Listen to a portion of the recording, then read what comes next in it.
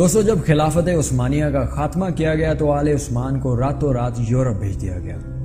شاہی خاندان نے التجا کی کہ یورپ ہی کیوں، ہمیں اردن، مصر، شام یا کسی عرب علاقے ہی میں بھیج دیا جائے۔ دشمنوں نے اپنے آتش انتقام کو ٹھنڈا کرنے کے لیے عثمانی خاندان کو آخری درجے تک ذلیل کیا۔ چنانچہ کسی کو یونان میں یہودیوں کے مسکن سالونیک اور کسی کو یورپ روانہ کیا گیا، اور سلطنت عثمانیہ کے آخری سلطان محمد وحید الدین کو ناپسندیدہ شخصیت قرار دیتے ہوئے ملک بدر کر دیا گیا، جو 17 نومبر کو بذریعہ برطانوی بحری جہاز مالٹا روانہ ہو گئے۔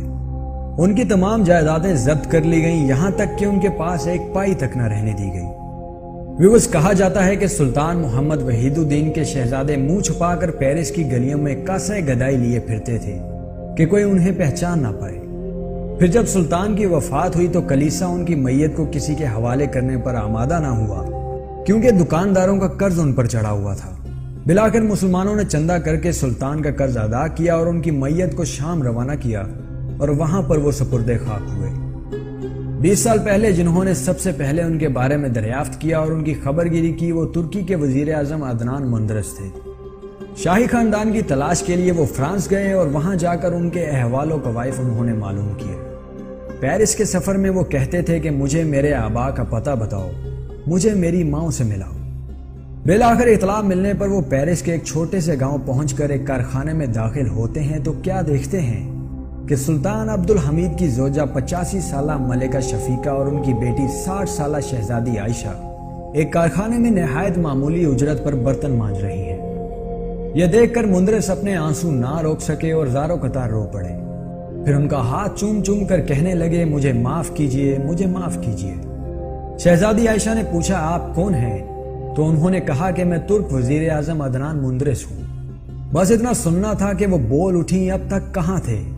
بہت دیر کر دی، اور یہ کہہ کر خوشی کے مارے وہ بے ہوش ہو کر گر پڑی۔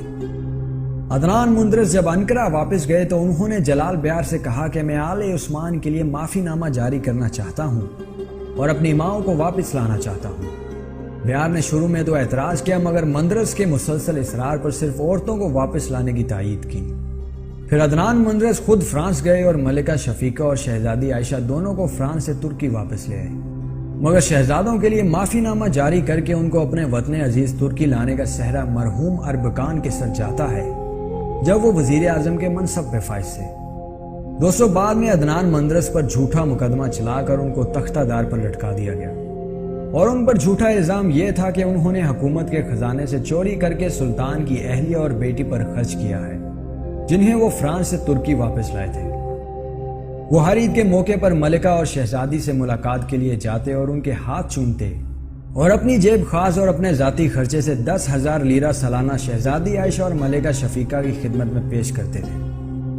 دوستو، یہ سلوک ہے نام نہاد جمہوریت پسندوں اور سیکولرزم کا ڈھنڈورا پیٹنے والوں کا اسلام اور مسلمانوں کے ساتھ۔ نہ کوئی مروت، نہ شرافت، نہ صلح رحمی، نہ قرابت داری، نہ اخلاق کا پاس، نہ قدروں کا لحاظ۔ یہ جو قومیت اور وطنیت کا راگ الاپتے ہیں اور نعرے لگا لگا کر جن کی زبانیں نہیں تھکتی، ان کا مقصد بجز اس کے اور کیا ہے کہ اسلامی اخوت سے لوگوں کا رشتہ کاٹ دیا جائے اور اس مقدس رشتے کے تانے بانے کو بکھیر کر اس کو ایسے رشتوں میں تبدیل کیا جائے جن میں احترام ذات مفقود ہے اور حرمتوں اور انسانی رشتوں کا کوئی پاس اور لحاظ نہیں۔